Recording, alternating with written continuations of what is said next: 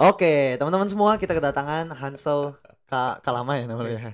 Gue bingung ya nama belakang lu soalnya biasa panggilnya akrabnya Ihang ya, Ko Iya, Ihang ya. nama dari gua. Iya. Oh, kita salaman dulu. Ini budayanya gini, mesti salaman dulu. Siap, Thank you loh Ko siap, Ihang udah siap. datang ke sini. Jadi akrabnya dipanggil Ko Ihang karena dari dulu memang kita udah sering Hmm, manggilnya Ihang ya. hmm. Jadi kenalan dulu kali ya kok. Boleh, Mungkin boleh. perkenalkan nama lu siapa, usia lu berapa, Hmm, sekarang lu profesinya apa gitu. hmm.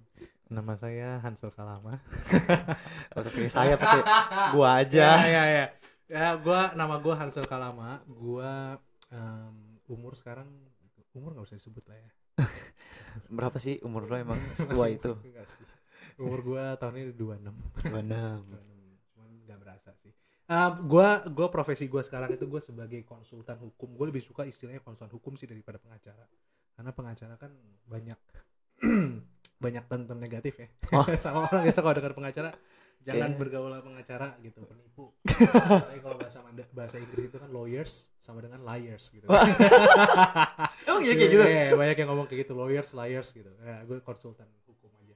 Gue di konsultan hukum ini kalau PQE gue itu udah post qualified experience gue ya. Itu udah sekitar 5-6 tahun.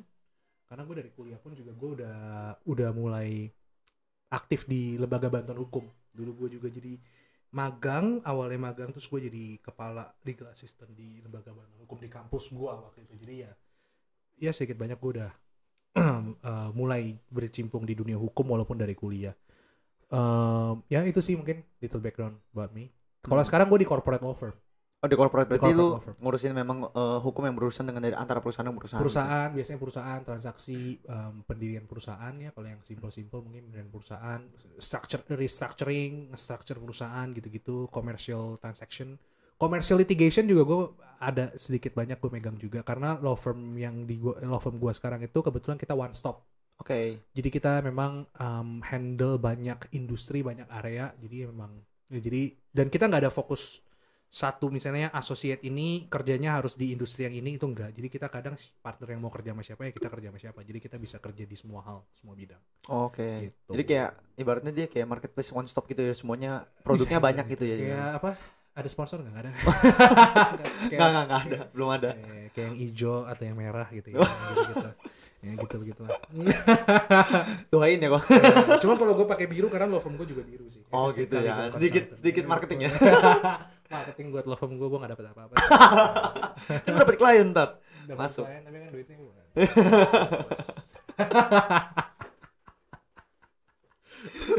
Gua nggak bisa serius ngomong sama lu, bingung gua. Ya gue serius sama gue. Oke deh. Berarti maksudnya masih kuliah itu lu kayak semacam ngomong kasarnya kayak ibaratnya dia kayak UKM gitu ya, ada UKM-nya juga. Dia ya jadi kan ada UKM misalnya kayak band apa gitu-gitu. Kalau ini Dance gitu ya? ini bukan ya dance atau apa gitu. Kalau Iya. kalau gue maksudnya bukan UKM sih. Jadi LBH-nya ini emang udah ada lama, namanya Pusat Konsultasi dan Bantuan Hukum. Dia udah ada lama, cuman dari dulu mahasiswa nggak pernah terlibat. Nah gua waktu itu kebetulan ada dosen baru, dia mau ngebangun PKBH ini, LBH ini mau digedein lagi. Dan kebetulan gue jadi mahasiswa pertama juga yang masuk ke situ, yang bantu di LBH. Dan sampai gue lulus, dari mulai gue semester 4 sampai gue lulus, gue di situ. Gue juga kita bantu bikin acara seminar nasional, kita bantu bikin kerjasama sama LBH lain, kita bantu nanganin klien, kita ada penyuluhan hukum ke rumah tahanan Salemba. Jadi gue hampir setiap bulan tuh gue kasih penyuluhan ke rutan Salemba, jadi pembicara di sana, lihat orang botak-botak gitu. Jangan terbotak, jangan tersinggung. Ya karena kalau tahanan biasanya dia dibotakin Terus rambutnya. oren baju. Tapi kalau di tahanan bebas ya? Di rumah tahanan waktu itu gue lihat sih nggak oren sih. Dia kaos-kaos bebas sih. Gitu. Gua kurang tahu ya, mungkin kayaknya awalnya pas ditangkap diganti bajunya, tapi pas udah di sana kan nggak mungkin bajunya gitu terus kan, iya. Kan mereka mandi. Iya kan bau ketek. Gitu. Tapi ini lucu deh. Gue bingung deh. Kan lu kan kasih penyuluhan ke tahanan-tahanan. Iya. Maksudnya lu penyuluhan hukum terhadap tahanan-tahanan bahwa ini hukum yang benar adalah seperti ini. Nggak. Patuhilah gitu ya. Gue kasih tahu proses yang akan mereka hadapi.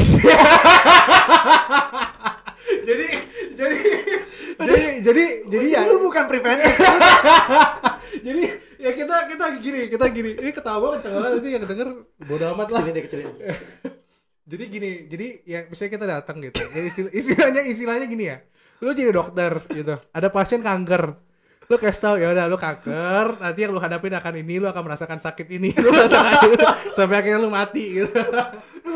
Itu tujuannya buat apa Enggak, sebenarnya? tujuannya kita kasih dia gambaran supaya dia tahu jangan sampai dia dikelabui oknum gitu kan. Oke. Dia harus tahu hak-hak dia itu apa. Mm-mm. Jadi misalnya dia kan jadi tahanan, pasti mereka takut dong. Mm-mm.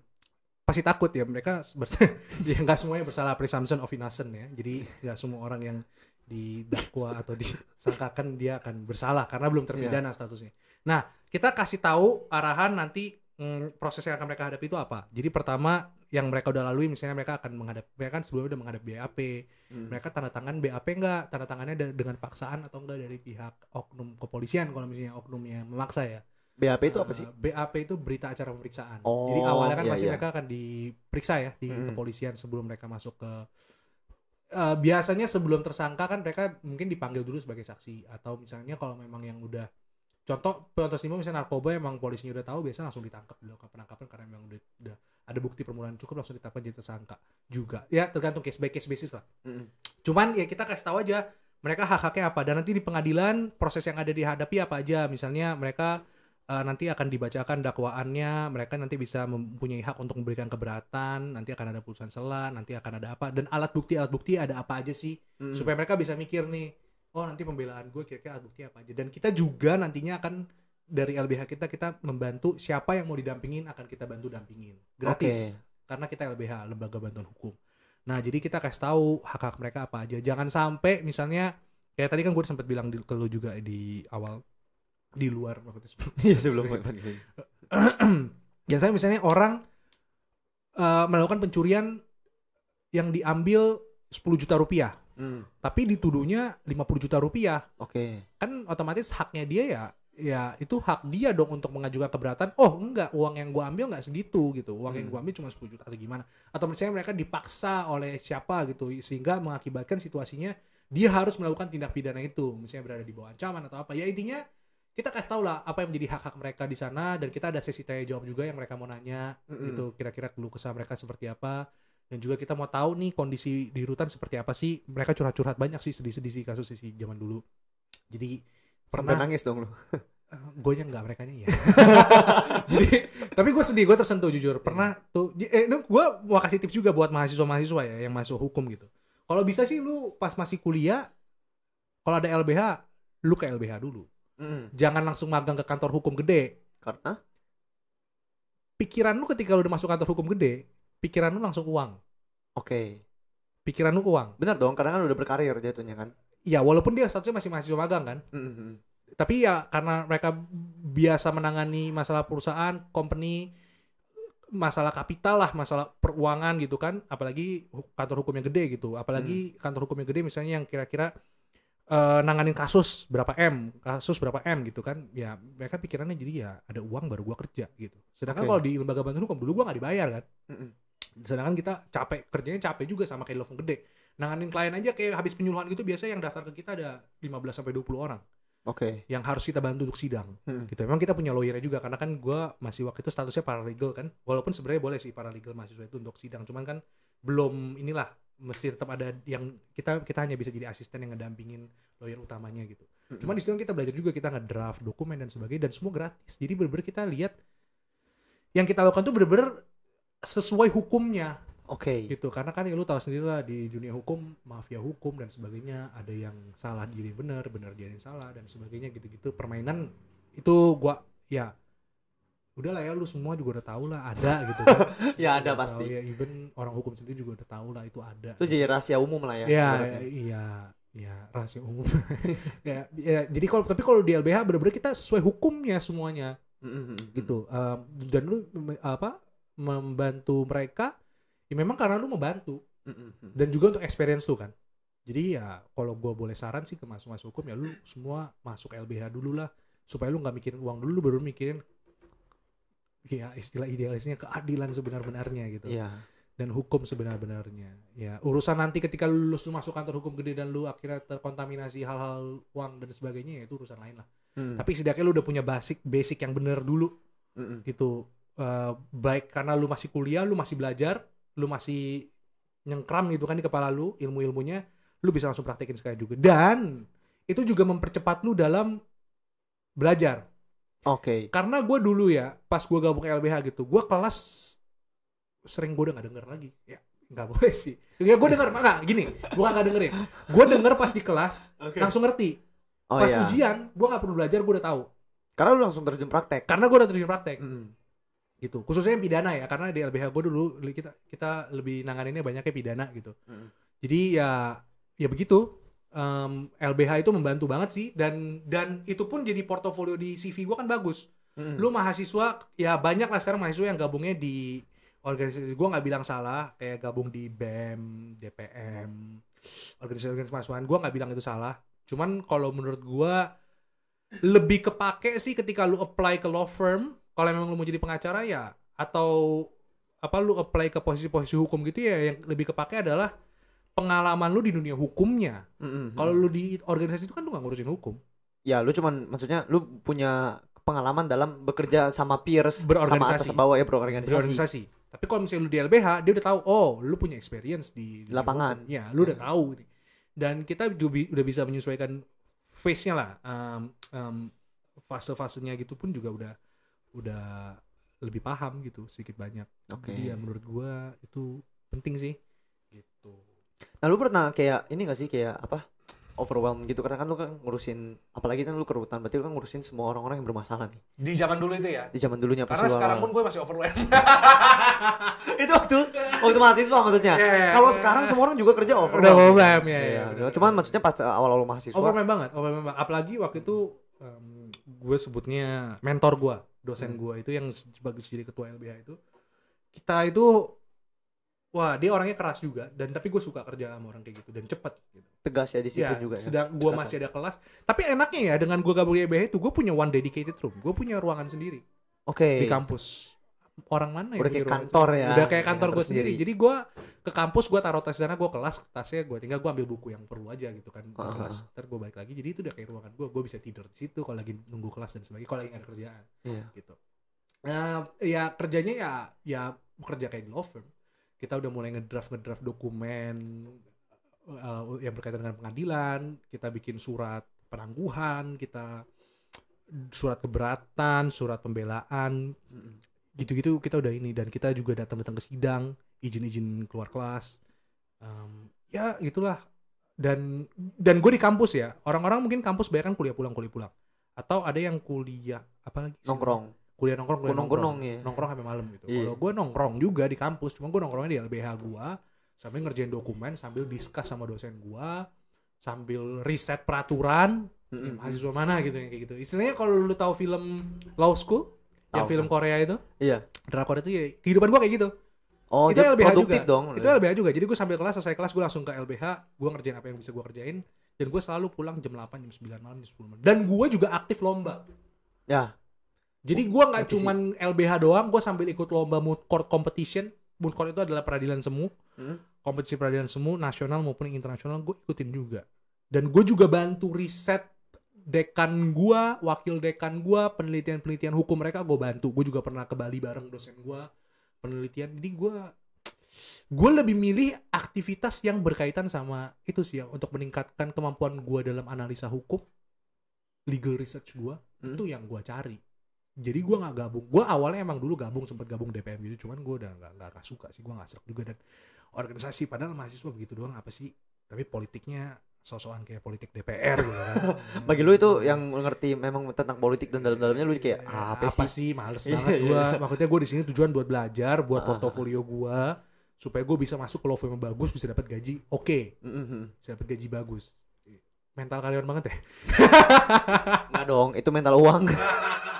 Nggak, tujuannya, karena arah ke depan tujuannya adalah kan gue pengen jadi pengacara gitu. Kalau bisa nanti udah punya pengalaman juga bisa buka kantor sendiri dan sebagainya kan. Ini pengacara beneran kan, bukan pengangguran banyak acara kan? Iya kan, pengacara beneran. Kalau sekarang sih enggak sih. Ya enggak sih. Sebelum kuliah lah gue pengangguran banyak acara. Sering bolos sekolah gitu. Semenjak kenal LBH, nah hidup lu udah gak pengangguran. Iya udah enggak, bersih. Dan sering ketemu orang baru juga kan, itu kan juga hal bagus lah. Gimana caranya lu bisa nanganin klien, lu bisa comfort klien. Pernah gue ada satu kejadian waktu gue habis penyuluhan, kan kita ada sesi konsultasi private gitu, kita ada ruangan, kita ada pos bankumnya sendiri, pos bantuan hukumnya di rumah tahanan itu. Jadi kalau ke rumah tahanan istilahnya kita udah kayak sipirnya lah. Udah kenal juga, jadi kalau datang bang siap ya, masuk cek masuk, kita udah ada ruangan sendiri. Waktu itu pernah ada satu situasi ini yang gue ingat banget sih. Ada satu tahanan gitu yang dia akhirnya mau minta bantuan kita, dia sampai nangis gitu, dia ceritain istrinya ceraiin dia karena dia masuk. Ada juga yang misalnya tadinya mau nikah jadi gagal nikah gara-gara dia kena kasus. Ada yang nikah istrinya ceraiin, istrinya selingkuh sama orang lain, anak-anaknya juga terlantar, dia sampai nangis sedih. Sampai akhirnya ya Pak, kita akan bantu Bapak gitu. Terus dia sampai selesai kaget gue. Jadi dia langsung ambil tangan gue. Padahal gue mahasiswa, gue bukan siapa-siapa gitu. Gue belum lawyer gitu. Gue belum lawyer ya. Baru kayak ibaratnya ya, mahasiswa coba-coba ya. Masih masuk aja dalam hati gue ya. Jangan pikir beban nih buat gue nih, anjir gue. Ya tapi di situ gue tersentuh banget sih, kayak ngeliat dia ambil tangan gue.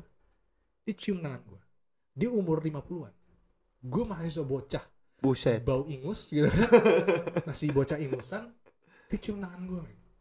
Makasih Pak gitu. Iya, Pak, tolong Pak, makasih banyak Pak, gini-gini. Menurut gue itu hal yang gue gak bisa beli pakai uang. Bener. Gue mau punya 10 miliar, 100 miliar. Enggak, kalau 100 miliar mungkin gue bisa bagi-bagi. Mungkin bisa ya. Iya juga. 10 miliar juga bisa. Ya, tapi waktu itu tau lah sensasi. Cuman dia tulus. Kalau yang 10 miliar kita bagi-bagi belum tentu. Benar. Dan gue di situ, dan gue kan gak punya uang segitu. Benar. Tapi gue masih mahasiswa. Ya, sekarang pun juga gue belum punya uang segitu gitu kan. Ketahuan dong gue miskin. Kalaupun punya mungkin orang tua gue gitu. Tapi ya maksudnya di saat itu gue bukan siapa-siapa, gue nggak punya duit, gue nggak punya apa-apa, tapi orang bisa sampai semenghargai itu. Di situ gue mulai ngerasa, oh, gue di jalan yang bener nih. Ini ya, I'm on the right track gitu. Kayak ini bener-bener hal yang gue harus bisa di dunia hukum, gue harus pelajarin bener-bener untuk membantu orang-orang kayak gitu ke depannya. Ketika gue udah banyak uang. Kalau sekarang belum banyak uang gimana dong? Ya gimana gue bantu orang, gue juga butuh uang. Gak lah, gue juga masih sering kok. Gue pernah juga bro, jadi kan gue punya YouTube channel juga. Apa dong sebutin? Hansel Kalama. Oh iya, cari ya. Cuma gue upload video setahun 2 tahun sekali. Iseng dong lu bikinnya gitu. Gue pernah bikin video tentang cara mendapatkan pengacara gratis. Karena gue di LBH kan. Itu waktu semester akhir. Tapi gue udah magang di law firm hukum gede. Gue di law firm top Indonesia lah. Yang paling top di Indonesia. Corporate law firm. Ketika gue magang situ gue bikin video itu. Dan banyak yang sering WhatsApp gue, gue tinggalin nomor handphone gue, email gue, WhatsApp gue, Instagram gue, banyak yang nge-DM gue, banyak yang nge-email gue, banyak yang nge-chat gue tentang kasus-kasus mereka. Ada banyak tragis-tragis lah, ada yang kena tipu ada yang diperkosa, ada yang petani miskin di daerah Jawa gitu, tapi dizolimi sama corporate, sama perusahaan gede. Waktu itu lu ngurusin masih pidana juga dong, kalau ngurusin pemerkosaan gitu-gitu. Gue lebih ke advisory. Oh, advisory-nya. Gue lebih ke advisory karena gue gak mungkin dampingin, karena kebanyakan di luar kota, gak mungkin gue terbang ke sana pakai uang sendiri, gue tuh masih kere gitu kan. Cuman lu sediain konsultasi gitu ya? Gue sediain konsultasi, setidaknya gue kasih jalannya, kalau misalnya yang butuh ini ya gue kenalin ke LBH yang di daerahnya mereka. Oh ya. Gitu, kan. Nah, pernah ada 2 hal ini yang menurut gue yang menarik. Ada satu yang sampai sekarang masih kontak-kontakan sama gue, kadang dia suka nanya kabar gue gitu-gitu. Dia kasus kalah di pengadilan negeri, di tingkat pertama itu dia kalah. Di pengadilan tinggi dia menang, itu gue belum involve.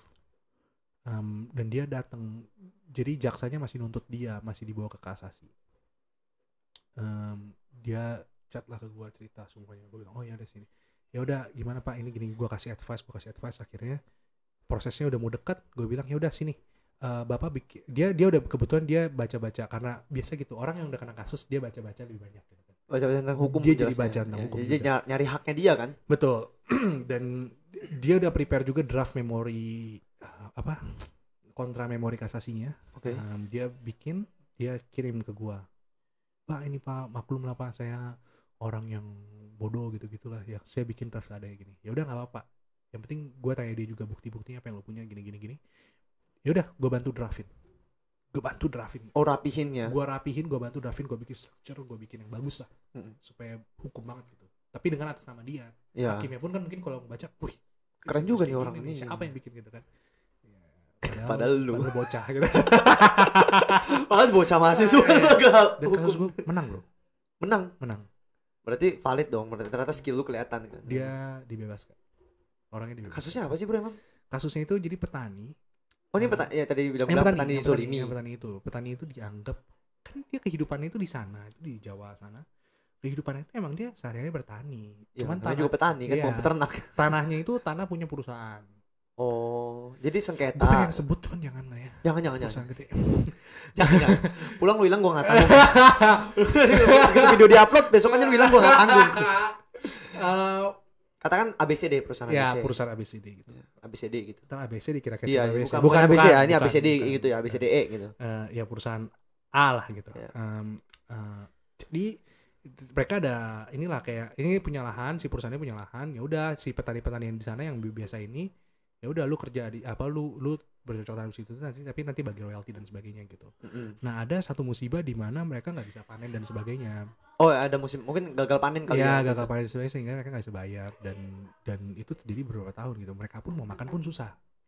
Oke. Akhirnya diberhentikan sama itu Si perusahaan disuruh berhenti petaninya udah lu nggak usah ini bertani lagi. bahasa kasarnya gitulah Gitu cuman ya. ya kan bahasanya nggak kayak gitu cuma gue udah lupa ingatnya udah berapa 3 tahun yang lalu kalau nggak salah intinya kayak gitu intinya jadi dia nggak bisa ini lagi udah begitu digugat lagi dituntut lagi Karena menggunakan lahannya dia. iya karena masih menggunakan sedangkan dia mau makan ya memang harus dari situ gitu iya dia petani dia nggak punya apa-apa akhirnya dituntut gitu, dilaporin ke polisi dan sebagainya dan lucunya ya diproses juga sih sama ya kepolisian kan memang menerima laporan ya dan dia memproses emang kalau misalnya perkara yang masuk ke hukum ya diproses. Memang SOP-nya begitu ya, memang harus diproses mau nggak mau. Ya. Cuma menurut gue ya kan lu pakai hati nurani juga lah harusnya. Gue nggak tahu itu oknum atau gimana ya, cuman harusnya pakai hati nurani juga lah ya dicek dan sebagainya udah masuk terus ke level jaksa pengadilan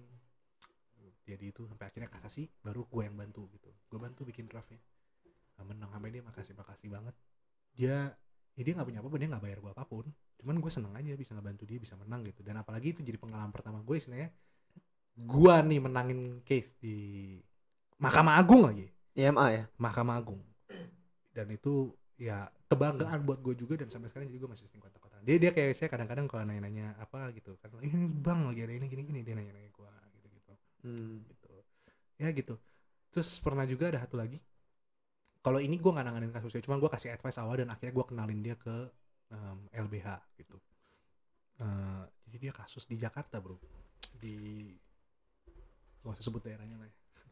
Jadi cari lagi kasus ini di Jakarta nggak ini di berita nggak ada cuma kayak ada satu kawasan RT gitu lah intinya mereka semua itu mau digusur atau di apa bukan gusur dalam konteks proyek pemerintah gue lupa pokoknya tanahnya itu atas nama siapa terus dia pokoknya mau ngusir-ngusirin gitu padahal double sertifikat dan sebagainya lah intinya karena ya banyak lah kita kasus-kasus ada double sertifikat double kepemilikan dan sebagainya banyak masalah-masalah kayak gitu juga yang memang di pertanahan mungkin memang masih harus butuh penyelesaian tapi itu intinya mereka udah tinggal lama di situ dan akhirnya mereka diusir dan sebagainya mereka nanya gue ya gue udah kasih tau lah advice hukum sedikit habis itu dengan pengetahuan gue seadanya pada saat itu dan akhirnya gue bilang dia minta boleh nggak bang bantu damping gitu wah gue nggak bisa dan gue kan kerja di kantor lain juga gitu kan pada saat magang gue bilang ya udah nggak apa-apa sini saya bantu cariin kontak LBH akhirnya dibantu sama orang LBH gue lupa LBH atau pengacara gue lupa pokoknya akhirnya dibantu dan ada juga di situ tokoh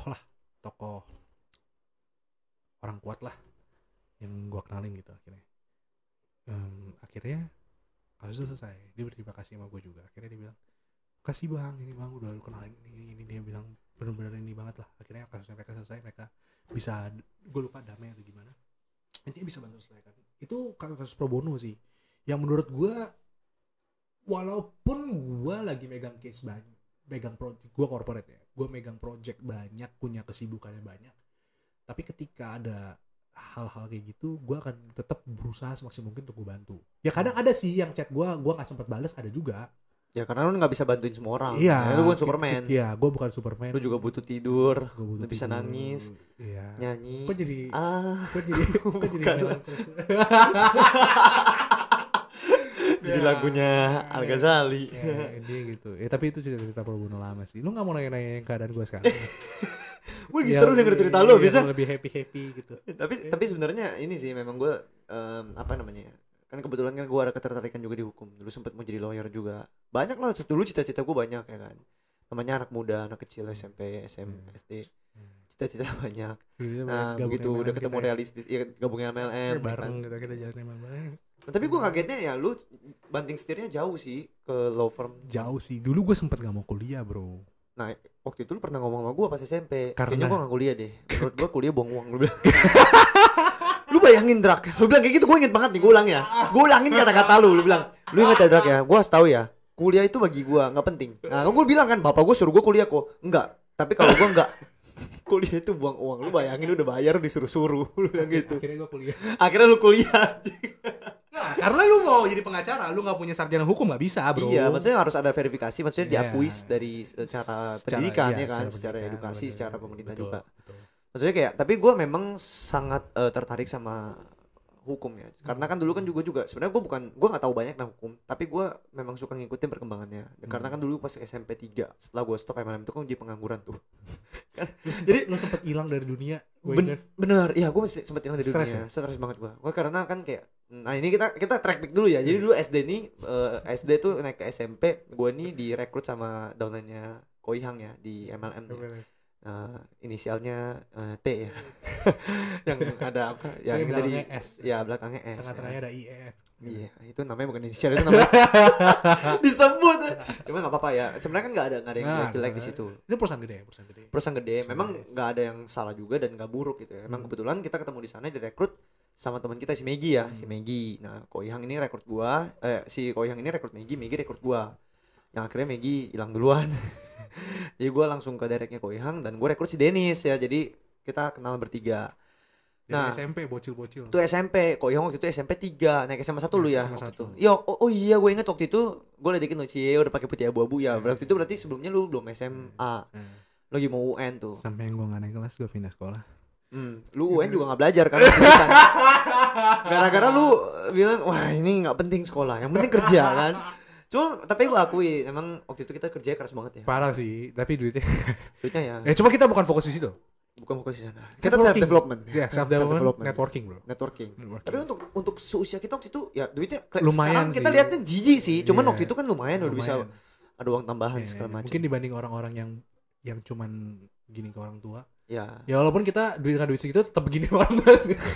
Iya kadang-kadang sih masih begini ya. Cuman kan maksudnya kalau mau beli apa-apa udah bisa. Bisa udah ada gitu. Jajan makanan masih bisa lah. Masih bisa lah. Okay. Nah, orang-orang pulang sekolah pada main bola, kita nongkrong di Stokis ya. Jadi kita apa namanya? Nyetok-nyetok barang. Sambil ngerokok. Saya dulu enggak ikutan kebetulan. Oh iya ya. Koihang aja ya. Ini rahasia gelap nih. Nah, jadi bocil-bocil nongkrong di Stokis segala macam. Cuman ya pengalaman kerja dan mental kerjanya di sana dapat lah ya lumayan. Naik angkot, naik busway. Zaman dulu kan busway baru mulai ya, setahu gue. Terus kalau kayak ada seminar gede kan kita barengan naik Kopaja, Mikrolet gitu-gitu ya. Pakai jas. Iya, pakai jas lagi. Gue udah takutnya copet aja tuh. Ya, anak kecil pakai jas kan. Kayaknya anak kecil, anak orang kaya dicopet. Tapi naik Mikrolet. Oh iya, orang kaya naik Mikrolet. Enggak ya, tapi ini maksudnya bukan Mikrolet salah ya. Maksudnya ya zaman pada saat itu kan ya masih gimana. Ya kalian ngerti lah maksudnya. Orang kaya bisa juga naik Mikrolet kok. Bisa juga. Cuman nah waktu itu kan kalau akhirnya kita berhenti karena satu dan lain hal, udah gak ketemu lagi. Ya terus gue ketemu Koihang, ternyata dia posting-posting sempat pakai baju apa? Baju hakim ya. Lucu ya waktu itu lu lagi visit ya? Itu toga advokat. Oh, toga advokat kan itu. Terus gue komen, "Lu law firm sekarang segala macem, sibuk apa? Update lah." Nah, waktu itu dulu SMP setelah gue stop dari, nah ini kan SMP dulu ya, setelah gue stop dari TNC itu, ketika sebut ya udahlah biarin lah, nggak apa-apa. Gue stop dari TNC itu karena bapak gue nggak kasih, ya kan, pelan-pelan kan Dennis juga stop, nggak lama lu juga stop, Megi kan udah cabut duluan. Nah, semoga Megi nonton ya, kita reuni ya Megi ya. Ketemu lagi Meg. Gue punya project buat. Terus jadinya gue pengangguran, makanya dari situ karena udah terlanjur masuk MLM di situ. Hidung gue bersih nggak sih? Bulu hidung lu keluar dikit. Ini podcast jadi bertanda juga. Udah lama nih. Kenapa gatal ya? Ya tapi waktu itu lu nginep rumah gue juga lu bilang hidung lu kan alergi kan sama Gue sering debu. banget nginep. Terus kayak pengangguran. Jadi gue ikut lomba karena kan sayang kan gue kan udah belajar komunikasi dari si Tians itu kan gue dikasih ya lu buku referensi buku kita banyak baca buku komunikasi sama psikologi sama self development baca leadership segala macam. Akhirnya gue pikir wah gila, gue lihat gue sekarang lebih jago ngomong daripada teman-teman sekolah gue. Benar banget. Gue merasa jadi kayak loh kok gue jadinya sama guru bisa komunikasi lebih baik. Maksudnya kayak bisa menangin hati orang juga. Jadi guru-guru pelan-pelan jadi suka sama gue jadi aneh. Walaupun gue bandel tapi gue bisa menangin hati mereka. Terus presentasi juga bagus segala macam. Gue bilang sayang nih kalau nggak dipakai. Akhirnya gue coba-coba iseng-iseng ikut lomba debat Inggris. Menang terus. Minimal juara 2. Anjay. Ini gak sombong ya tapi bener ya. Memang gue dulu banyak. Tapi bener bro. Dari pengalaman gue itu kita jadi lebih jago ngomong. Bener. Di kuliah gue sering menang lomba. Iya, mental lu jadinya terbentuk karena kan pada saat itu kita baca buku, kita juga praktek lapangan. Gila, lu bayangin. Kita tuh diajarin bisa harus namanya kalau di sekarang di bisnis juga namanya cold call ya. Jadi kayak misalnya orang di mall lagi sendirian, kita juga bisa presentasi. Sweet gitu bukan? Oh, sweet cat calling namanya. Oh, kira lu cewek aja. Nggak apa cool call yang ini loh. Apa sih istilahnya dulu? Canvassing ya, kalau nggak salah ya. Gua lupa. Pokoknya kita kalau misalkan ketemu orang ada opportunity, dia sendirian pun kita bisa presentasi. Oh, prospeknya siapapun bisa kita prospek kan. Betul. Makanya ketemu abang beca pun kita prospek gitu loh. Ya kan ada kemungkinan biasa walaupun sebenarnya nggak logis ya. Ada orang lagi nongkrong dipikir kali ya, itu gue ingat gue bawa ada ini gambarnya kunci kesuksesan. 2 kunci kan, kunci kesuksesan sama kunci apa lu? Gue inget banget anjir bukunya. Anjir kalau gue jadi abang-abang yang ngerokok di pinggir kali ini orang apaan apa sih? lagi. Ini aneh anjir. Tapi itu terjadi ya. Ini aneh tapi nyata. Memang waktu itu kita lakukan kan. Mental kita lebih bagus, kita lebih pede ngomong segala macam. Sampai sekarang pun terbukti sih. Ini juga content creating kan. Dia cara penyampaiannya bagus, bikin seminar segala macam bisa. Lu juga di law firm, gue juga di insurance agent kan, insurance kan, semuanya memang jadi terima kasih loh sebenarnya sama upline kita sama si MLM itu juga ya. Jadi gue ikut lomba-lomba, lu juga pasti sama kan, menang terus lomba debat Inggris. Dari lomba debat itu, gue jadi sedikit interested sama yang namanya menjadi lawyer, karena kan ternyata kan lu itu sebelum asuransi. Itu jauh bro, gue masih SMP 3. Gue asuransi itu yang pertama sebelum bokap gue pindah yang di perusahaan lama itu di SMA 3 setahun jalanin. Perusahaan apa bro? Depannya P pokoknya. Papa mama, perusahaan papa mama. Nah terus kan jalanin setahun ya kan, income 2,5 juta, nggak lama mereka pindah. Sekarang inisialnya A depannya. Dari PKA jauh tuh ya. Nah, aku bisa. Bukan aku bisa.com. Aku laku. Jadi aku laku sih bukannya. Ya, terus kan pindah. Dan sebelum itu jauhnya sebelum gue lomba terus pindahnya kenapa bro? Gak apa-apa, nanti kita podcast 1 sesi lagi ngomongin itu. Mancing lo ya. Disomasi gue abis ini nih. Masalahnya ini lawannya corporate bro, gue serem nih. Lu mau bantuin gue gak apa-apa deh. Bro jangan bro. Jangan ya. Serem ya itu ya. Bos gue komisaris itu. Oh, jangan. Nah terus jadi lomba-lomba gue pikir ini seru. Dan ternyata pas gue lihat pengacara itu pekerjaannya mirip. Mereka drafting, kumpulin segala evidence dan fakta-fakta yang ada, lalu itu dijadikan landasan, lalu baru mereka nyeretusin argumen mereka yang based on landasan yang sudah dikumpulkan oleh mereka. Menurut gue kayak ini bagus, jadi kayak seru ya ternyata. Lalu terakhir di summarize, yang disimpulkan, baru ntar dinilai sama si kalau di debat apa ya? Kalau debat kan bisa ada 3 nih. Sebenarnya kan kalau debat kan 1-1 ya harusnya. Cuman ya 3-3 juga, itu ada first speaker, second speaker, sama third speaker. Gue biasanya second speakernya, walaupun brainstorming bareng. Second speaker tuh yang kunci biasanya. Yes, yang kunci pemenangannya gitu. Argumentation, yang paling argumen, rebuttals, banyak rebuttals. Yang paling pintar. Biasanya gitu. Ya, termasuk gue. Gue juga itu pernah debat jadi second speaker. Gue mau nanya deh, kalau misalkan yang debat format kayak gitu apa sih? Jadi kan ada 3. Debat kusir. Debat kusir. Tapi memang sih kadang aneh-aneh topiknya ya. Topiknya yang kayak nggak masuk di akal dan nggak realistis. Cuman maksudnya lucu juga. Tapi ada juga topik-topik yang memang mereka angkat dari media. Jadi mereka kasih kita kasus ibaratnya lu lagi. Nah itu biasa itu kalau di pengadilan sebenarnya itu debat apa sih? Sampai sekarang gue nggak tahu loh itu format debat itu dipakai untuk apa. Kalau di pengadilan tuh biasa kita namanya cross examination. Cross examination itu tapi lebih ke kita menggali fakta dari saksi-saksi, dari alat bukti. Gitu. Beda sih sama debat, beda-beda. Kita nggak debat kayak gitu. Karena kita sih hukumnya kan sifat litigasi kita itu menganutnya civil law. Dari zaman Belanda dulu. Ini kalau ada ahli hukum yang denger, gua salah nggak apa-apa ya. Gua Cemiu, correct me if I'm wrong, CMIU ya. Seingatnya gua waktu belajar, gua udah lama nggak belajar. Nanti di cross check lagi ya di Google ya guys. Di civil law kita itu kan, lu kalau misalnya lihat di pengadilan di film-film kayak film Suits atau film pengadilan luar negeri lah yang Amerika ya. Kayak Johnny Depp sama Amber Heard gitu ya. Ya, itu kan mereka itu kan common law. Oke. Mereka common law. Mereka itu biasa langsung mereka itu menganutnya itu sistem pembuktiannya namanya positif. Pokoknya positif bla bla bla, bahasa Latinnya gue lupa. Jadi intinya mereka itu ya kalau kita benar-benar, kalau kita itu namanya negatif hukum negatif pembuktian. Oke. Seingat gua. Jadi karena kita udah nggak pakai istilah-istilah begitu, kita udah. Cuma kita udah ngerti ya di orang hukum udah langsung tahu ya. Kita udah tahu lah konsepnya. Ya kita itu kan minimum 2 alat bukti, baru nanti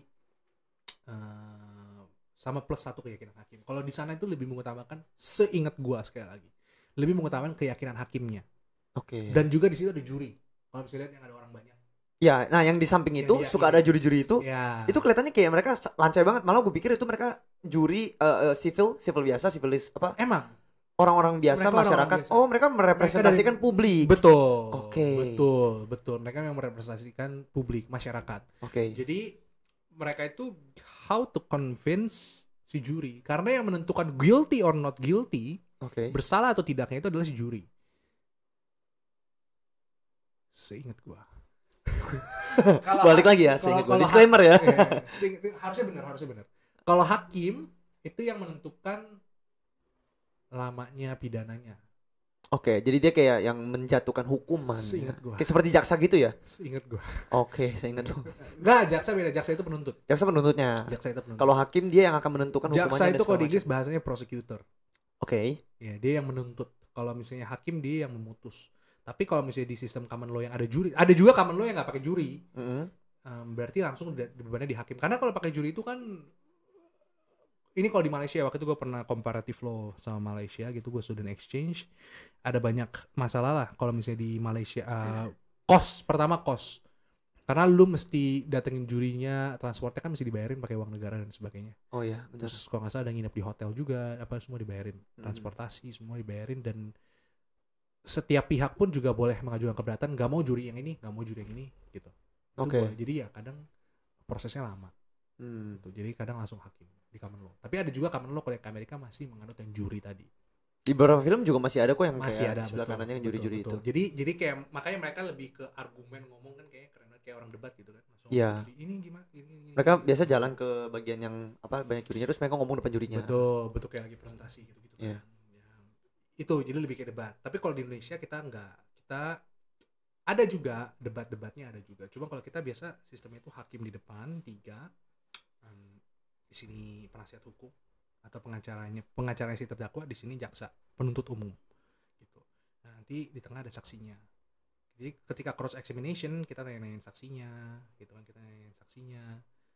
Ketika pembuktian semua sudah selesai, nanti kita masing-masing dari semua keterangan-keterangan yang ada, dari semua alat bukti yang ada, ya kita bikin semua rangkumannya, argumentasi kita apa, ya kita ngomong, tapi kita lebih pakai dokumen, kita baca, terus nanti kita kasih dokumennya ke hakim, sama kasih ke penuntut umumnya. Dan sebaliknya, jaksanya juga nanti akan jaksa dulu yang membacakan tuntutannya, baru nanti pengacara yang membacakan pledoi atau pembelaannya. Tapi kalau di Amerika tetap cross examination kayak Johnny Depp gitu, dia kan tetap ngomong sama, tetap ketika cross examination saksinya dipanggil, duduknya di depan. Ya, di sebelahnya jurinya, di panggung yang lebih rendah, ya kan? Betul. Terus tanya. Nah, habis itu baru ketika sudah selesai, nanti baru pembuktian sudah selesai, agenda selanjutnya si jaksanya misalnya ngomong, yang dia kayak presentasi tadi itu ke juri. Oh. Jadi lebih kayak debat. Tapi agak beda sih sebenarnya sama debat yang tadi lu bilang. Kalau debat kan dia berdebat, di sini. Ya jadi memang sengaja formatnya pun dihadapin, lalu jurinya penengahnya. Jadi kita convincing ke juri sekaligus ngeribat si lawannya. Biasa kalau kayak gitu mereka juga ngomonginnya bukan pidana-pidana atau perdata. Maksudnya kayak lebih kepada masalah sosial biasanya ya. Masalah sosial, dan juga ada kayak regulasi baru yang mau ditetapkan atau regulasi yang lama sudah mau diubah, kita mempertahankan atau kita melawan betul kebijakan tersebut. apa bahasanya kalau yang pro sama cons. pro kontra ya. Ya kan, pro sama Pro, cons. tim pro atau tim kontra ya. Ya ada pro yang ngomong kayak kenapa harus diproin, kenapa harus dikontrain. Jadi kayak kasih argumentasi dan Yang paling segala sering macam. kayaknya lu pasti pernah deh hukuman mati. Yes. Satu tidak, Death gitu. penalty. Death Iya. penalty. This house would legalize death penalty in the country. Itu isu sih yang Ada juga yang this house would legalize marijuana. buat kalian kampus-kampus yang masih mengangkat topik itu, tolong Kenapa emang?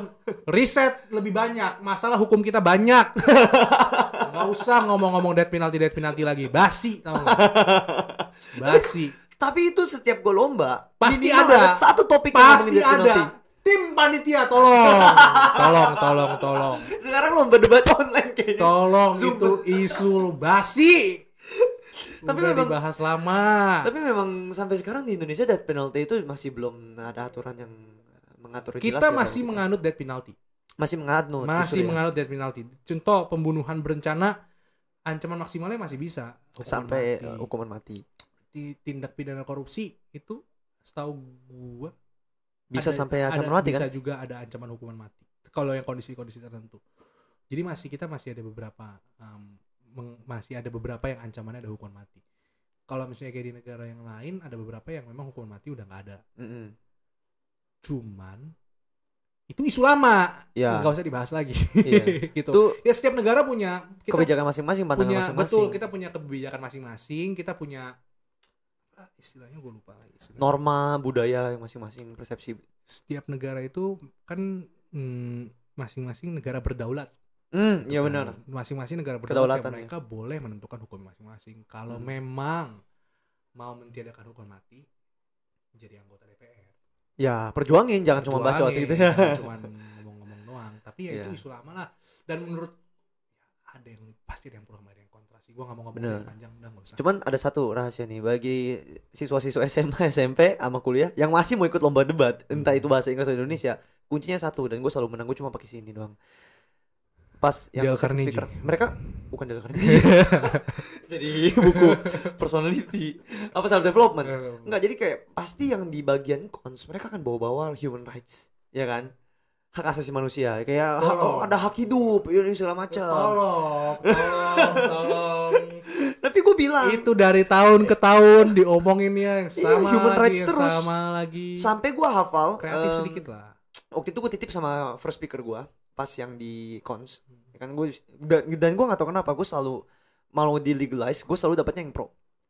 Jadi gue titip sama first speaker gue, jadi gue kayak gue mendukung hukuman mati dalam kutipnya ini, tapi pura-pura ya teman-teman ya, gue tidak gue sebenarnya lebih nggak peduli sih kayak ya udahlah gue ikutin aja hukum yang ada, cuman gue nggak menginternalisasi dalam kehidupan gue nyata. Cuman pada saat gue lomba gue selalu nggak tahu kenapa dapatnya pro terus, jadi gue disuruh mendukung hukuman mati. Gue selalu titip nih sama first speaker gue yang ngebangun ngebangun fakta-fakta sama ngedefine segala ininya kan, seluruh perdebatannya itu kan. Gue bilang sama dia, titip satu kalimat ini, gue tulis apa tuh nggak? Kalau Anda mau ngomongin tentang hak asasi manusia, saya sudah tahu. Tapi saya pertama, maka dari itu kami dari pihak pro sudah mengantisipasi. Kami bilang kalau Anda memikirkan hak asasi manusia yang dimiliki pelanggar, dia juga sudah mengambil hak asasi manusia yang menjadi korban. Iya, argumentasinya nggak jauh. argumentasinya kayak begitu. Kesana pasti. Ya, Pak, argumentasi kontra pasti ya, masuk ke itu, ke apa? HAM, Ke United Nation apa tuh? PBB yang tentang human rights Ya, itu kan. tentang hak-hak asasi manusia itu Iya. masuk right to life gitu, right to live. Iya, gitu. right to live. Dibilang this is non-derogable rights. Ya. Pasti kan hak yang tidak bisa digantikan. Iya sih. Lu akan berbicara seperti itu. Amit-amit ya. Nggak deh, gue nggak mau ngomong, nggak jadi. Nggak jadi. Takut salah ngomong. Tapi serius dari tadi gue deg-degan loh. Gue takut lu salah ngomong atau gue takut salah ngomong gue. Soalnya kalau ngomongin hukum kan sensitif ya. Jadi Gue kita nggak bisa sensitif yang itu sih. Ya gue ngomong aja deh. Lu ntar dikira gue pro hukuman mati, nggak juga sih. Gue nggak peduli. Iya. Gue nggak peduli ya hukumnya kayak gimana, ya udah. Karena kita nggak ada intention untuk melanggar juga kan. Iya, Ya udahlah, gue nggak mau macam-macam mau hukum. Lu akan sama itu sampai kejadian yang tidak diinginkan itu terjadi sama lu. Baru lu akan ada rasa emosinya, psikologi lu berubah. Lu akan baru kayak ini orang harus dihukum mati. Pokoknya gue nggak mau tahu. Gue mau ada keadilan untuk keluarga gue atau Ya, amit-amitnya. bayangkan orang yang sayang diapa-apain orang gitu. Hmm. Apakah lu masih akan bisa berpikir Ya. gua kontra terhadap hukuman mati? Emosi psikologi kan akan berubah. Belum tentu. Ya. Bisa iya, bisa belum tentu. Gitu. Sama juga keadaannya. Ya makanya sih biasa isu itu kalau nggak eutanasia. Eutanasia kan juga sama, hukuman mati kan sudah mati. Oh, Ah, tapi euthanasia ini eutanasianya- untuk orang yang udah sekarat kan, Ya, udah untuk orang ini. sekarat dan sebagainya gitu Ya, kan. tapi Bisa kan juga. sebenarnya itu basic logic aja, kalau by will of the patient Ya. ya udah, emang Iya. dia yang mau mati juga itu kan hak hidup dia, balik lagi human rights kan. Kalau dia juga yang dia juga yang memiliki hak untuk mencabut hak dia. Ya, kalau ngomong ini panjang sih. Iya, panjang sih cuman ya.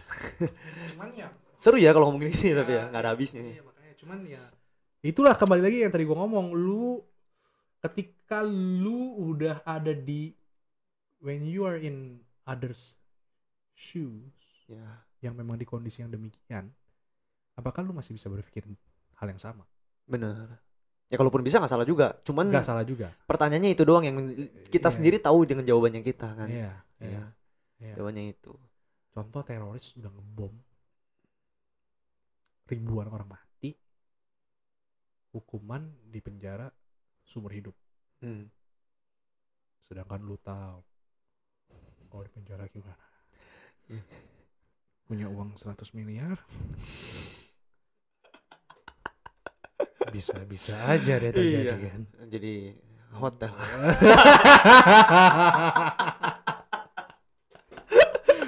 Ya, tapi Mendingan mati aja. iya mendingan gitu. Tapi nggak juga loh. Terkadang kalau misalkan kita di penjara, terkadang ya ini juga. Nah balik lagi nih, death penalty itu juga pandangan beda-beda. Beda-beda makanya. Ada orang mendingan ditembak mati daripada di penjara seumur hidup. Ada Karena kan, juga yang mikir kayak gitu. iya, lu kora-kora juga udah gak bisa nikmatin hidup kan. Betul, Gak bisa ngapain, betul, jadi lu betul. hidup lebih sengsara daripada mati. Walaupun ada juga yang di penjara seumur hidup tapi bisa Hmm. nonton pertandingan Hmm. bola. Ya itu nggak tahu sih.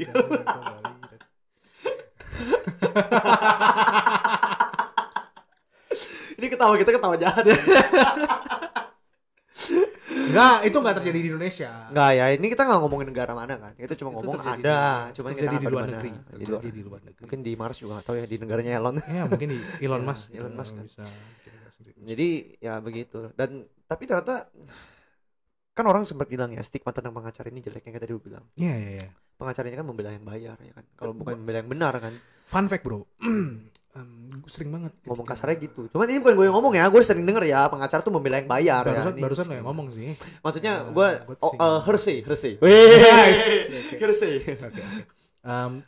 Fun fact juga. Ini biasa ketika orang nanya, kamu kerja di mana? Atau nyokap gue lah. Biasanya nyokap gue kenalan. Iya anak saya gitu kan. Pengacara.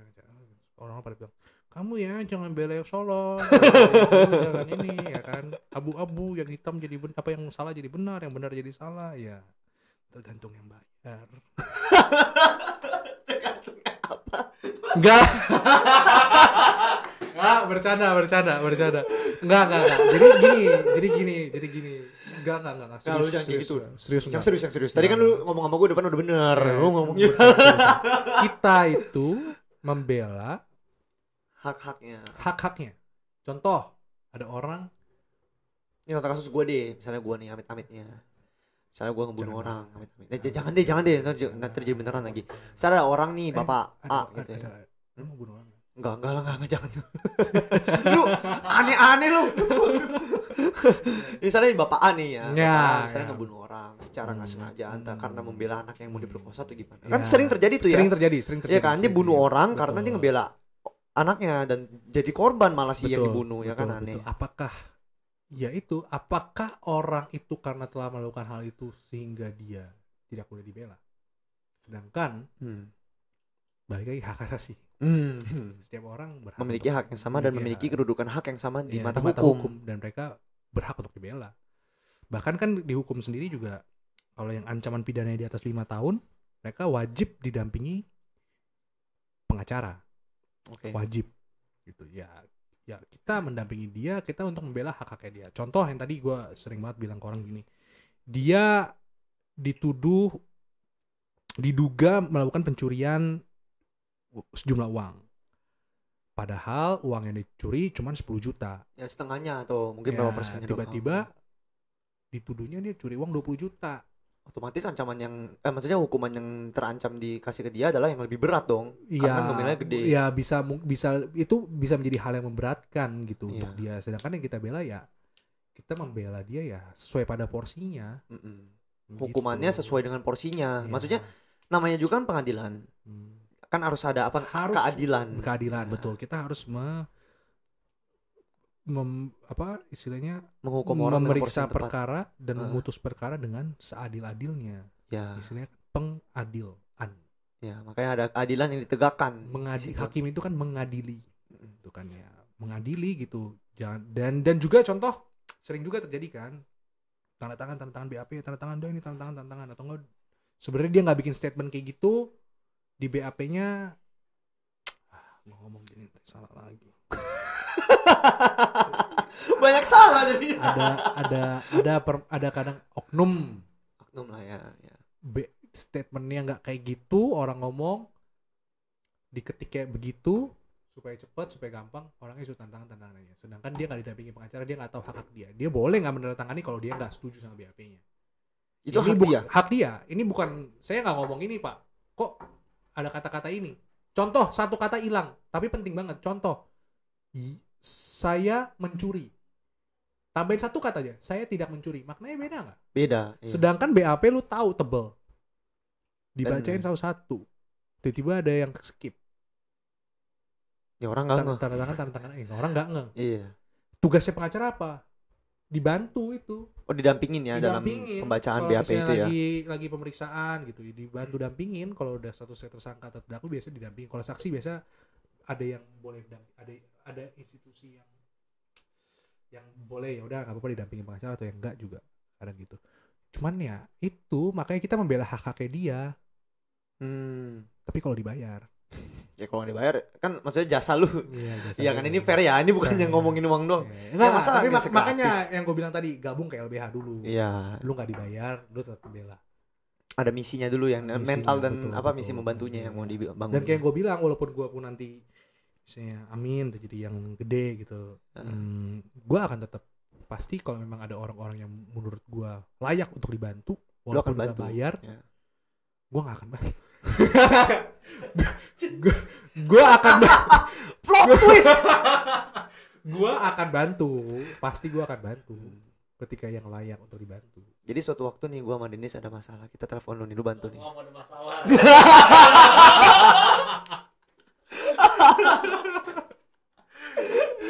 Ya, kalau yang layak dibantu kita akan bantu pasti. Dan kasusnya menarik juga lah ya gitu ya. Ya kalau kasusnya menarik ya yang kayak memang ini receh dan dianya juga salah ya. Tapi sebenarnya bro, pengacara itu punya kewajiban untuk melakukan pro bono tadi, untuk membantu secara gratis itu juga ada kewajiban kita di situ. Itu ibaratnya kayak dalam tanda kutip sumpah dokter gitu ya. Kalau di dokter ini sumpah pengacara gitu ya. Walaupun apa nggak ada walaupun nggak ada dokter walaupun nggak dibayar maksudnya. Yang nggak bisa bayar ngantrinya lama. Oke gitu. Oke gitu. Atau nggak di hold dulu. Parah nih orang. Lu abis ini gak ada klien gue gak tau. Ini kacau lu. Yang BPJS belakangan. Kayaknya jangan pakai BPJS bro. Cari gue. Gak ya bercanda ya. Tapi BPJS tetap. Gue pun juga mau beli BPJS karena kan gue punya BPJS, gue di kantor. Gue nge-support program pemerintah karena itu kan itu bagus. Program bagus. Bagus banget. Dan tapi seiring berkembangnya waktu ya, fasilitas yang didapatkan oleh peserta BPJS dan asuransi yang swasta udah mulai bisa udah bergandengan ya, mengikuti lah. Dan udah banyak juga rumah sakit yang juga memprioritaskan BPJS nggak apa-apa, tetap di-treat sama gitu. Gue pun juga seneng sih karena kan dengan ada BPJS ini kan yang nyampein kan pemerintah kan kredibilitasnya lebih tinggi daripada gue. Jadi mereka melek asuransi kan. Begitu mereka melek asuransi secara makro kan gue juga dapat klien. Jadi gampang. Jadi memang gue support juga itu kan. Terus kalau ini ngomongin BPJS udah kayak politikus kita. Terus terakhir nih ada satu fakta unik nih yang bukan fakta unik sih, ada satu kejadian unik yang kita sering lihat di TV. Bukan TV sih, maksudnya film-film. Dan gue sampai sekarang mau tahu jawaban sebenarnya. Misalnya ada orang nih udah ditahan ya kan. Ditangkap bukan ditahan ya, ditangkap lalu dibawa ini untuk diinterogasi. Lalu dia bilang I have the right to be silent gitu. Ya. I will not speak until I will not speak until you give me the phone to call my lawyer. Dia Ya. bilang gitu. Itu bener nggak? Benar. Jadi dia berhak untuk diinterogasi, didampingi oleh Benar. pengacaranya. Benar. Gue udah lama gak kuliah ya. Nah, cuman kan biasa di ruang interogasi Ada itu satu- dimainin psikologinya tuh. Betul. Ditekan di ini. Kenapa sih? Maksudnya biar apa? Kenapa nggak dikasih telepon aja untuk langsung telepon lawyernya? Ada namanya asas non self incrimination Asas non self incrimination. Incrimination. Incrimination kan berarti bagi terdakwa. Oke. Terdakwa boleh tidak memberikan keterangan yang akan memberatkan dirinya. Tunggu. Ulang coba. Soalnya kan kalau bahasa hukum kan kata-kata penting. Ya, Terdakwa asas berhak. Terdakwa memiliki hak Uh-huh. untuk tidak memberikan keterangan yang bisa memberatkan dirinya. Oke, tapi kan dia nggak tahu keterangan dari itu kan berarti dari dia dong, keterangan Ya, kan dia yang ya, berikan kan. ya. Dia mana tahu yang mana keterangan yang memberatkan sama yang tidak memberatkan Ya, dirinya. misalnya kalau dia yang emang yang udah tahu hak dia untuk itu, misalnya ditanya, dia bilang saya tidak tahu. Dia jawab saya tidak tahu. Dan juga yaitu hak untuk mendengar pengacara yang tadi gue bilang, setiap orang punya hak untuk mendengar pengacara. Jadi ketika dia mau remain silent until the lawyers come, boleh. Walaupun digebrak-gebrak meja, diintimidasi, dipermainkan psikologinya. Tergantung psikologi dia. Kalau dia kuat dia akan tetap ini. Tapi kalau misalkan sampai sudah Kalau dia orang kuat, kalau dia orang kuat, kalau misalkan dia orang biasa akan. Nah, ya yang gue itu. lihat di filmnya. Tapi kan ini filmnya guys ya. Ini disclaimer nih film. Gue nggak tahu seberapa validnya dan seberapa realistiknya film itu dirancang. Tapi dari beberapa film gue lihat di ruang interogasi itu dia remain silent, psikologi kuat. Tapi sampai akhirnya pakai violence, pakai kekerasan. Nah, kalau itu harusnya nggak boleh. harusnya Secara prinsip, secara hukum tidak boleh terdakwa memberikan keterangan di bawah tekanan. tapi terjadi itu. Ada beberapa kasus terjadi. Nggak tahu saya. Oh, kayak gini contohnya ya. Saya Lu jawabnya nggak tahu ya. Nggak tahu saya. Oh, kayak gini jawabnya kayak gitu ya. Nggak tahu saya. Nggak tahu. Oke lah, ya udah. Kalau gitu kita Ya, avoid ya, this ya, discussion. tapi intinya harusnya nggak boleh. Karena ketika orang memberikan keterangan itu di bawah tekanan, maka bisa jadi faktanya berubah. Ya, karena kan kalau misalkan emosi dipermainkan, dia akan maksudnya kayak itu influence ya. Kalau gue sih tahunya psikologi, tentang psikologi sama komunikasi sama neuro linguistic programming. Pada saat orang ditekan emosinya, dimainkan entah dibikin happy banget atau sedih banget atau takut banget, maka decision making itu akan berubah. Betul. Karena mereka kalau udah pancing emosi yang bekerja dalam alam bawah sadar, sedangkan pikiran sadarnya akan shutdown, berarti dia tidak mampu menganalisa, mengkalkulasi ataupun berpikir dengan jernih. Ya kan biasa gitu kan. Jadi karena alam bawah sadar yang bermain. Nah, maka dari itu kan segala keterangan yang dia ngomongin, segala pesan yang keluar dari mulutnya itu harusnya tidak valid. Karena kan tidak by analytical thinking, tidak by logical thinking. Seharusnya. Nah, makanya penting juga didampingi pengacara, advokat ya kita bahasanya. Itu untuk memastikan hal-hal itu. Biasa kalau ada advokatnya ya kan lebih nggak macam-macam ya. Oke, karena advokatnya kan ngerti dan dilihat gitu, dipantau, dibantu, dimonitor. Berarti sebenarnya hal-hal kayak gini itu tuh bukan pelajaran hukum, itu bukan cuma untuk anak hukum dong bro. Sebenarnya untuk orang awam pun harus tahu. Betul. Karena kan kita nggak tahu. Dan ada satu hal yang menarik. Apa tuh? Biasa hukum yang tahu cuma orang hukum. Biasanya. Tapi ada asas. Semua orang dianggap tahu hukum. Oh, asasnya begitu. Jadi lu nggak bisa. Contoh. Illegal trading nih kemarin misalnya. Ya, illegal trading yang murah banget. Iya. Yang murah banget. Oh, okay. Lama banget sekarang. Oke, itu kayak gitu tuh. Banyak duit. Tiba-tiba misalnya dia melakukan itu dan dia bilang, oh, saya tidak tahu. Gue nggak tahu hukumnya seperti ini. Begini. Nggak boleh. Karena hukum itu menganggap semua orang yang ada di bawah hukum, naungan hukum, mereka harus mengetahui hukum tersebut. Hukum. Makanya kenapa kalau misalnya lu ditilang polisi, saya nggak tahu pak. Saya nggak tahu pak, ini jalanannya 3-in-1 atau saya nggak tahu pak, nggak bisa. Ya. Karena ketika ada peraturan dibuat, pasti peraturan itu akan dipublish dan disosialisasikan. Dan itu menjadi kewajibannya. Itu menjadi asas publisitasnya. Ya. Yang dianggap semua orang sudah tahu. Padahal banyak orang yang nggak punya akses ke sana, internet, iya, nggak punya handphone, nggak punya TV, ya dia nggak tahu. Cuman ini dianggapnya tahu hukum. Tapi emang itu. Tapi susah juga kalau misalnya alasan itu bisa dipakai. Ya semua orang aja bilang, oh saya nggak tahu ini salah. Iya kan Ya kita tahu juga repot dia bohong atau enggak. Iya. Benar. Jadi ketertibannya pun juga nggak ada. Karena kan hukum itu tujuannya ada 3. Ada 3 hal gue lupa ini istilahnya apa hukum. Pokoknya kayak 3 fundamental lah. Yang pertama ada namanya asas keadilan. Yang kedua ada namanya asas kemanfaatan. Oke. Yang ketiga ada namanya asas kepastian hukum. Oke.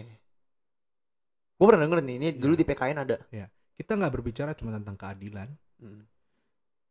Kita nggak berbicara cuma kemanfaatan. Kemanfaatan tuh biasa ini ada yang menganut utilitarianisme dari Jeremy Bentham.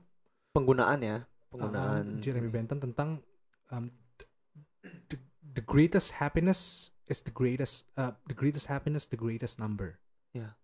Semakin banyak orang yang happy, semakin banyak jumlah orang. Jadi hukum itu harus memberikan bagian bagi sebanyak-banyaknya orang. Oke. Fokusnya di situ, kemanfaatan. Bisa bermanfaat bagi banyak orang. Kalau kepastian hukum, ya yang penting hukumnya pasti nih tidak berubah-berubah. Absolut ya. Jadi Absolut, ada tegakan yang jelas ya. Ada Nah, tegasan tapi yang jelas. 3 ini nggak bagusnya itu nggak berdiri sendiri-sendiri. Saling melengkapi. Gimana caranya supaya ketiga ini bisa jadi satu. Seiringan, Oke. berjalan beriringan. Tapi memang pada faktanya misalnya ada satu kasus yang lebih mengutamakan kemanfaatannya atau yang lebih mengutamakan keadilannya atau kepastian hukumnya. Tapi harusnya 3 ini dijalankan bersama-sama. Nah, konteks yang tadi tentang semua orang dianggap tahu hukum dan sebagainya itu kan masuk ke kepastian hukum. Kalau misalnya ada aja orang yang bisa bilang saya nggak tahu Pak hukum ini, ya kepastian hukumnya nggak ada dong kalau kayak gitu. Iya. Iya kan. Jadi hukumnya itu karena relatif untuk cuman apply untuk berapa orang. Iya, nggak adil dong jadinya. Nggak bisa gitu juga. Jadi ya Iya. 3 ini harusnya bisa berjalan bersamaan gitu. Oke. Wah, ini menarik banget nih. Mesti bikin part 2. Lu mau nanya apa? Sebenarnya udah sih. Sebenarnya belum sih. Cuman ya mungkin karena keterbatasan waktu ya kita udah harus sudahin. Cuman ya menurut gua hari ini gua seru banget sih ngomongin kayak gini ya. Bener-bener seru banget sih. Gak ada habisnya. Cuma nanti untuk bikin part 2 mungkin harus ada ya. Satu hal yang harus diingat ya. Apa? Lawyers. Jangan deh. Nah, ini aja ya, lucu-lucuan aja. Lawyers sama dengan liars gitu. Nah, banyak yang ngomong kayak gitu kan. Jadi semua omongan gue belum tentu bener kan. Cek nih orang, gue pikir lu ngomong serius aja. Tapi yang gue lihat ya, maksudnya ya dari segala yang tadi lu ceritain sebenarnya kita makin mengenal ya tentang profesi lawyers. Kita bukan berarti mereka itu lawyers, kita udah kayak gue lawyers. Mereka itu bukan pembohong. Karena mereka ngomong juga nggak mungkin asal bunyi, ya, pasti ada landasan yang jelas.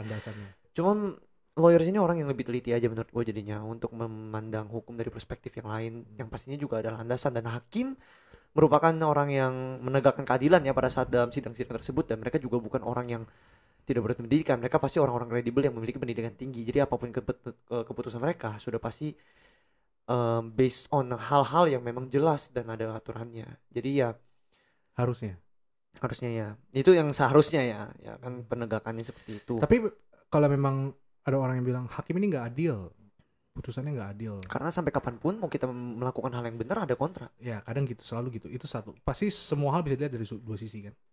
Dan juga ada istilah keadilan tertinggi adalah ketidakadilan tertinggi. Jadi contoh bagi korban, orang itu dihukum mati, let's say. Si pelakunya dihukum mati. Bagi korban mungkin, wah ini keadilan tinggi nih. Tapi bagi si pelaku, ini bukan keadilan tinggi. Iya.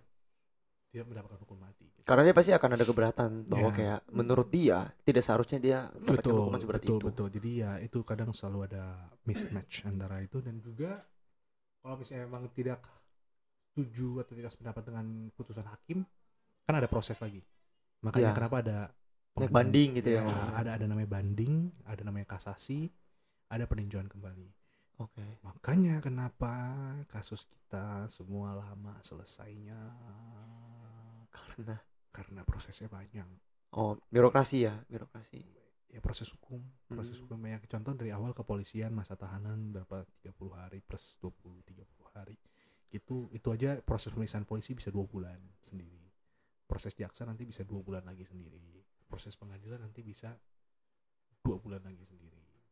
Udah putus, banding ki bisa berapa lama, udah banding kasasi berapa lama. Kayaknya pengacara yang top banyak duit bro, Karena banyak ya yang harus biasa, dijalankan. biasa bayarnya kan terpisah tuh. Misalnya Job desk-nya kan. Iya. Iya. di pengadilan tingkat pertama harganya segini, Ibaratnya kayak itu ya website kesukaan kita ya. Cuma bisa 3 menit. Kalau mau lanjut premium. mau banding bayar lagi, kasasi bayar. Bercanda ya guys ya tadi ya. Tapi ini beneran Tapi memang gitu maksudnya ya. setiap kasus itu kan pasti punya keahlian dan ini Betul, berbeda-beda. betul. Maka Dan- dari itu jasanya juga berbeda Betul, kan. dan jasa pengacaranya yang diberikan pun juga ya kan kembali lagi harga menentukan kompetensi lah ya. Iya. Kita bisa bilang ya. Ada barang ada harga gitu. Hmm. Dan juga jasa pengacara pun juga nggak gampang. Mm-mm. Lu pendidikannya aja lama. Iya, lu buat lulus aja kan juga mesti Lulus banyak. dulu, Iya. ada PKPA, ada UPA, ada ujian advokatnya, terus ada ini, dan lu mesti magang 2 tahun, terus lu mesti punya pengalaman, jam terbang, itu kan berbicara juga. Dengan pengalaman dia yang banyak, pasti harganya juga beda. Oke. Gitu. Berarti soon lu kaya lah ya. Amin. Amin. Amin. Amin. Amin. Oke lah. Oke. Aduh ini kalau gak diudahin. Padahal gue dari sekarang di corporate law firm bro, tapi lu ngomongnya pidana semua, gue kelihatan bodoh nanti. Iya jadinya harusnya tadi gue ngomongin kasus-kasus lu yang di corporate law Perusahaan. firm ya. Cuma gak apa-apa, save it for the next video. Tapi gue gak basa-basi nih, gue pasti akan undang lu lagi buat ngomongin ini karena panjang banget. Tapi serius sih, seru banget dan kayak jadinya kita bisa melihat hukum dari kacamata hukumnya gitu ya. Jadi kita nggak berasumsi dan lain-lain. Thank you banget ya kok udah mau datang ke podcast kita. Thank you. Dari video kali ini kita belajar banyak banget dari Ko Ihang ya, Ko Hansel. Kalau misalkan mau ngobrol lebih lanjut, mungkin mau DM tadi kan Ko Ihang kan juga bilang ya, mungkin kalau mau diskusi seputar hukum atau minta advisory tentang kalian punya kasus ya, feel free to contact Ko Ihang. Tapi kalau masalah dibalas atau enggaknya ya itu urusannya dia. Tapi dibalas lah ya kalau memang ada yang memang benar-benar butuh bantuan lu akan bisa. either lu bantu sendiri atau lu bantu ke Bisa, lembaga gua bantuan kenalin hukum. ke yang lain yang memang. Kasih tahu dong Instagram lu biar pada follow. Hansel Kalama. Hansel Kalama ya. Hansel Kalama. YouTube channel lu dong tadi kan lu udah YouTube cerita. channel juga Hansel Kalama Sama ya. sama TikTok ada nggak? TikTok udah nggak ada, udah gua delete. Udah di delete. Malu. Ya. Terus ada email mau, nomor handphone mau. Ya kalau misalkan kan mereka bisa reach out ke sana ya silakan. Salah. Instagram, Instagram dulu, nanti baru nggak masalah. Sono lah ya Sama baru YouTube DM ya. aja. Itu. Oke deh, thank you banget bro. Sampai Siap. ketemu. Semoga Thank bermanfaat video kali ini dan sampai jumpa di video selanjutnya. Bye bye Bye-bye. semuanya. Thank you.